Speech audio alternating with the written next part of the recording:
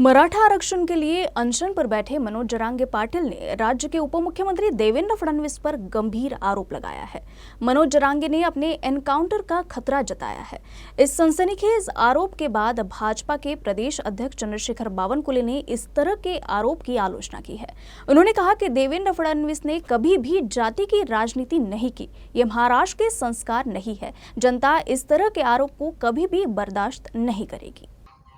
देवेंद्रजी महाराष्ट्रातील सुसंस्कृत आणि संयमी संस्कारमय नेते आहेत, ज्यांनी कधीही जातीपातीचा आणि जातीपातीच्या नावावर राजकारण करण्याचा प्रयत्न केला नाही।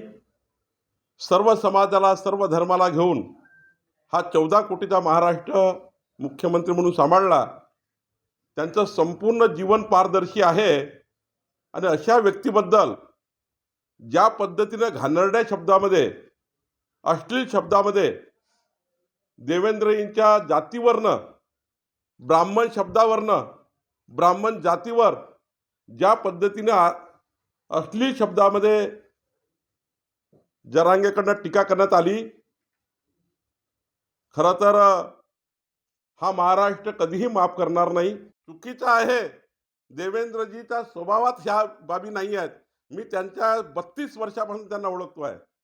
देवेंद्रजी उलट जीव कसा वाचेल, मनोज जरांगेंना पूर्ण ताकदीने सिक्युरिटी देण्यापासून त्यांना प्रत्येक बाबीचं संरक्षण देण्याचं काम देवेंद्र फडणवीसांनी केलं, गृहमंत्री म्हणून केलं। आणि त्यांच्यावर या पद्धतीने आरोप करणे, निष्कलंक माणसावर आरोप करणे, हे काही आम्हाला मान्य नाही आहे।